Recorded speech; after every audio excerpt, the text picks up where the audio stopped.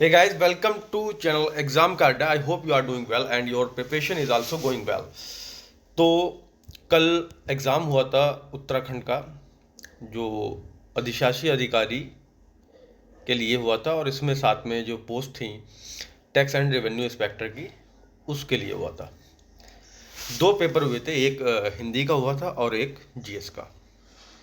हिंदी में जहाँ 100 क्वेश्चन आए थे, वहीं जीएस में 200 क्वेश्चंस एग्ज़ाम में पूछे गए थे।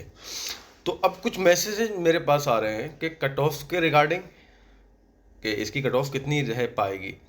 तो हालांकि मैं कट ऑफ प्रेडिक्शन नहीं करता, फिर भी जो मैंने पेपर को एनालाइज किया उस बेसिस पे मेरा एक अनुमान है। ठीक है, ये मैं पहले ही बता देता हूँ, इट इज़ वेरी क्लियर कि कट ऑफ वेरी कर सकती है जो आयोग की होगी, क्योंकि वो आपके डेटा के आधार पर कट ऑफ होगी। मैं केवल आपको एक पेपर देख के बता रहा हूँ कि कट ऑफ क्या रह सकती है इस पेपर के आधार पर।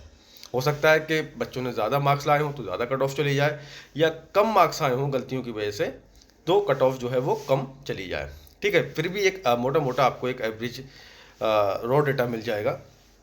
तो अगर मैं हिंदी की बात करूँ, हिंदी में अगर आपने 70 से 80 स्कोर किया है तो मेरे हिसाब से वो सही है, क्योंकि पेपर इजी था। तो जो है गलतियां भी हुई होंगी, तो वो लोग गलतियों वाले 70 के आसपास भी रहे होंगे। ठीक है, और जिनसे गलतियां नहीं हुई होंगी वो 80 प्लस भी हो गए होंगे। तो 70 से 80 के बीच में जो आ रहे हैं वो मतलब ठीक है, एक सेफ स्कोर में कह सकते हैं कि वो लोग सेफ स्कोर में, जिसका भी हिंदी में 70 से 80 के बीच में हो रहा है।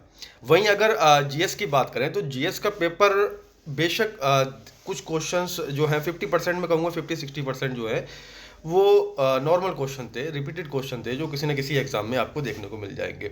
चाहे आप मेरे ही चैनल पर ग्रुप में देखेंगे तो वो क्वेश्चन आपको मिल जाएंगे। उसमें से 50% क्वेश्चन वो रिपीटेड क्वेश्चन ही थे ज़्यादातर।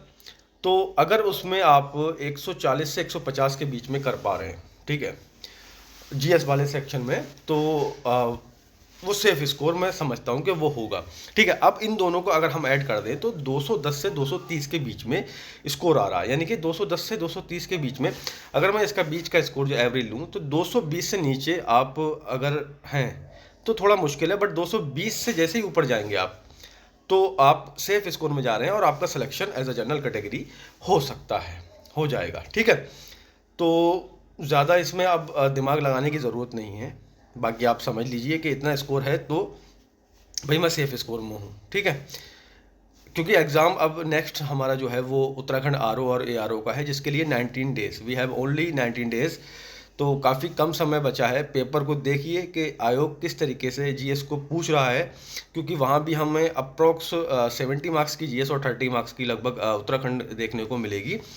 तो उसको एनालाइज कीजिए कि पेपर में रिपीटेड क्वेश्चन हैं तो वो किस टाइप के हैं, किस एग्ज़ाम से ज़्यादा लिए गए हैं। ठीक है, बाकी मैं टाइम टू टाइम आपको टेलीग्राम पे बताता भी रहूँगा कि आप कहाँ से क्या कर सकते हैं। और रही बात मैथ और रीजनिंग की, तो जैसे 10 क्वेश्चन हमने ईओ वाले पेपर में देखे तो बिल्कुल ये समझ लीजिए बिल्कुल ऐसा ही होगा। वहाँ भी आपको 50 क्वेश्चन जो मैथ और रीजनिंग के वो बेसिक लेवल के ही होंगे। तो ज़्यादा इतना हाइप क्रिएट करने की ज़रूरत नहीं है, और ना ही माइंड को इतना स्ट्रेस देने की ज़रूरत है कि पता नहीं मैथ और रीजनिंग कैसे आएगा।